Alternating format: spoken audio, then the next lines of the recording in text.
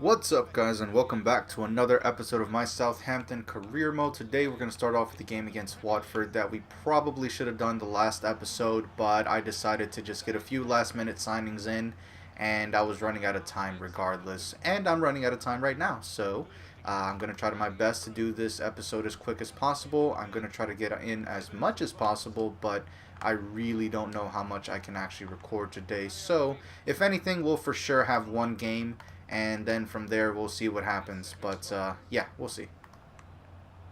Ooh, that's a hell of a turn. What a goal. I never would have expected that from Watford, honestly, especially Gray. I mean, I know he's decent, but for him to have this kind of a turn with, well, not really anyone on him. But yeah, that's a really good goal on their part. I really can't say anything about it. Great turn and everything. Gabbiadini. Back up to Gabbiadini. We can get it. I think he's left-footed if I'm not mistaken. And we tie it up. A little late in the first half. But at the very least, we're back on level terms. Now we can go ahead and push for the win. Really didn't think I'd be at this point with Watford, especially this late in the first half. They've been playing decently well. Gray has really turned up for them. I don't know if they're doing well in the league so far, but this is a solid team. I don't know if I'm just playing poorly, but yeah, I mean, I really can't fault most of their game. It's pretty good. I really can't say anything else at this point. I see Zadas, and okay, you know what? This is actually their second injury. I think he's gonna have to come off, but this guy was literally Success was literally just sitting around wasting time dribbling around in my back line, and I don't feel bad now that he has to come off like that. That's their second injury, though, so I do feel bad about that. They were forced to make two changes in the first half, which is kind of funny in itself, but at the same time, not really. Yeah, let me go ahead and take a look just to make sure that they were subbed off. Yeah, so Solar and Isaac Success, who I was interested in at some point, they both had to come off. And yeah, they're kind of stuck now with only one sub remaining in the second half. But we're doing decent, I think. 3 shots, only 1 on target, giving us a goal. 53% possession. Pass accuracy could be a little bit better. We have Bruno Zadas in for Højbjerg just to really give him a try, see what he's like. And so far, I have to say, I'm not thoroughly impressed just because, I don't know, it's like he's not necessarily bad at anything in particular, but he's not really good at anything either. He's really just in between, and in a way that's not good because he doesn't stand out in any way. However, you really can't do what you want with him all the time. For example, a simple pass, maybe switch the field, through ball, something like that. It's really difficult to try to get with him. For some reason, I don't know why. I mean, I've done it with players that have been even lower rated than him before. But yeah, he feels a little sloppy, kind of like, I don't know, like you just need a little bit of fine tuning and you'll be fine using him. But in the meantime, yeah, he doesn't feel that great. So that's that. But I mean, he's still young. I will be training him up. We will see if we can develop him into something better at some point. But that was a terrible ball.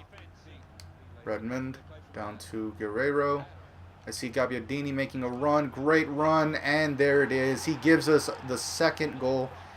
He gave us the first as well. Gabbiadini with a fantastic run. This is really why I said that center attacking mid, but in reality center forward position is very crucial for this team as well as the fullbacks because they're supposed to be dynamic, or at least the player that I choose to be in that place, in that position, has to be dynamic, has to be good at finishing, has to be smart, has to make runs.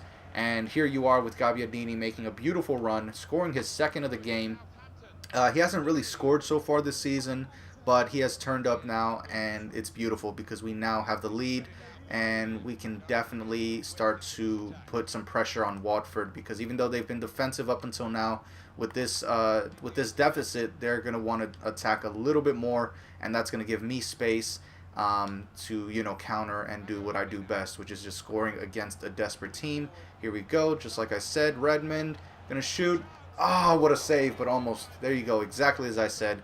And actually, while I'm at it, gonna go ahead and make some changes. 74th minute. Gallagher is gonna come on. Okay, first off, Gabbiadini. Ah, he's playing too good. I don't want to take him off quite yet. Zardes is coming off. Davies is coming on. I'm going to say Gallagher in for Redmond. And kind of want to bring in Barco, but I also want to bring in Martinez. I just don't want to take off Gabbiadini. He's just been playing way too good. So instead, what I'm going to do is Barco's going to come on for Dolberg. Hopefully this doesn't come back to bite me. And Barco's going to take the center forward position while Gabbiadini takes the striker position.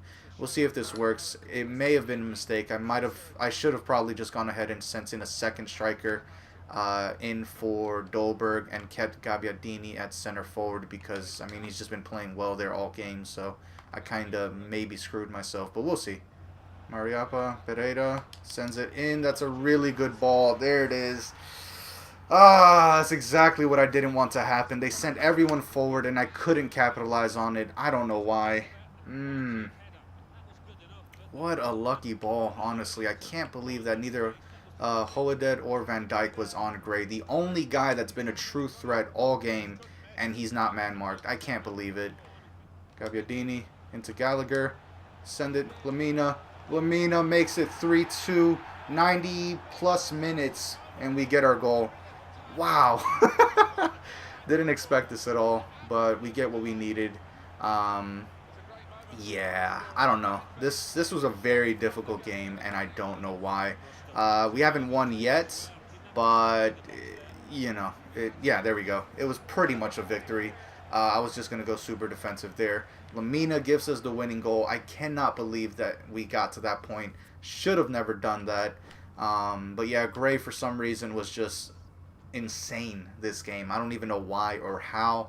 But whatever. 8.7 for him. And we get a 9.4 for Gabbiadini, who gets himself a goal. Well done. Hard-fought win. And let me see. How am I looking on time? Yeah, I think I'm going to have to end the episode, so let's see if there's anything I can do here. If I can sim a match right now, then definitely I'm going to do that. If not, then we're just going to end the episode. Who do we face off against next? Okay, so actually, change of plan. It turns out that I was way too slow in editing and rendering out the video. So it's now Saturday, and I decided to go ahead and play this game. Oh my god, these kids. Play this game and just add this on to yesterday's recording because, yeah, it was already too late. It was way past the time I should have uploaded a video, and I didn't even, do that. So I might as well just record this second part and upload it on Saturday because that's really all about all I can do right now.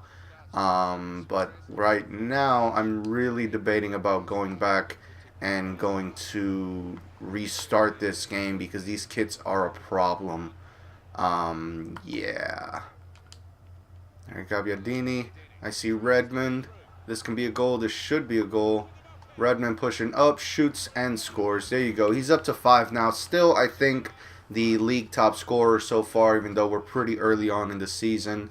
But a great goal by him. Gabbiadini saw the space. I was able to differentiate a little bit, so the kits aren't as terrible, but they're still pretty bad if I have to make a quick split-second decision whether to pass it or what. So yeah, this is still pretty bad. However, at least now we have a goal. Yes, Redmond. Fight for it, fight for it, fight for it. Come on. Okay, you got no strength. Mine. Yes. Dolberg, finish! Oh, what a mistake by the keeper. Overall, the defenders, actually. Redmond was fighting down in the corner for the ball.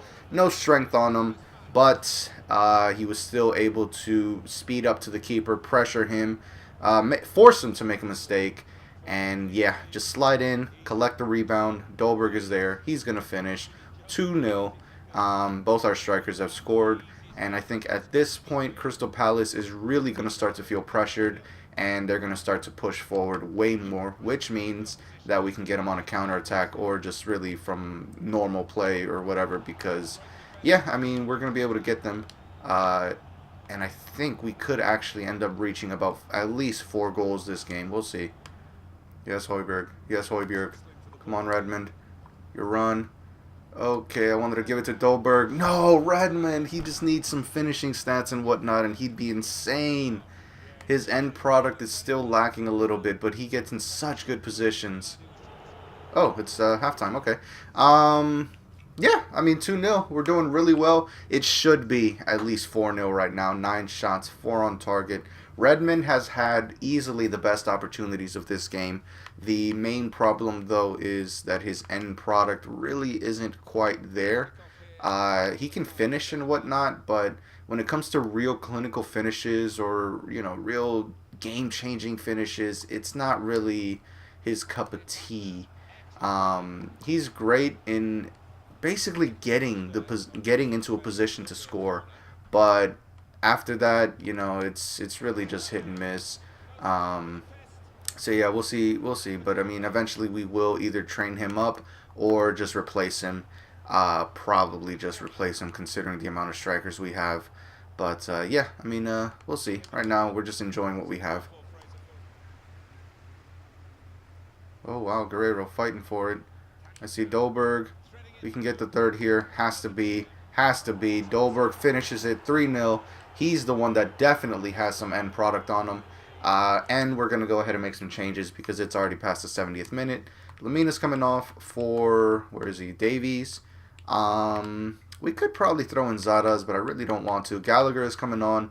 Dolberg has 2 for the day, so I think he's done enough.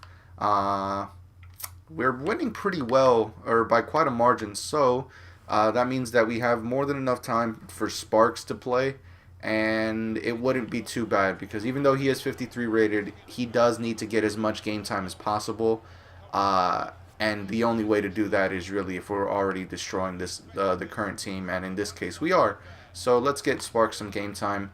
Let's see if we can get Redmond in with another goal, and yeah, Guerrero. I see Gallagher. I see Gallagher. No, that should have been you. Redmond, your turn. That's all Redmond. Oh my god. Yeah, this is definitely what I mean by no end product. I didn't even aim behind him. What is that? And that is it. So, a pretty solid victory here. Like I said, we could potentially reach 4. And we should have, honestly, if Redmond could actually finish what he gets. Just look at all these misses. Christ. Yeah, anyways, Redmond, not really quite the finishing type, but man of the match goes to Guerrero. Why? What, 1 assist, 12 out of 15, 12 out of 13, 0-1. I don't really see that. I'd say that it should probably go to Dolberg just because he got 2 goals. And yeah, I mean, 2 goals to pretty much secure a 3-0 victory. Has to go to Dolberg. I don't know why they would give it to Guerrero.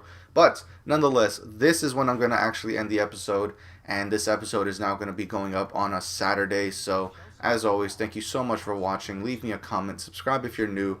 That's it. Apologies for the lateness, but, sorry. Peace.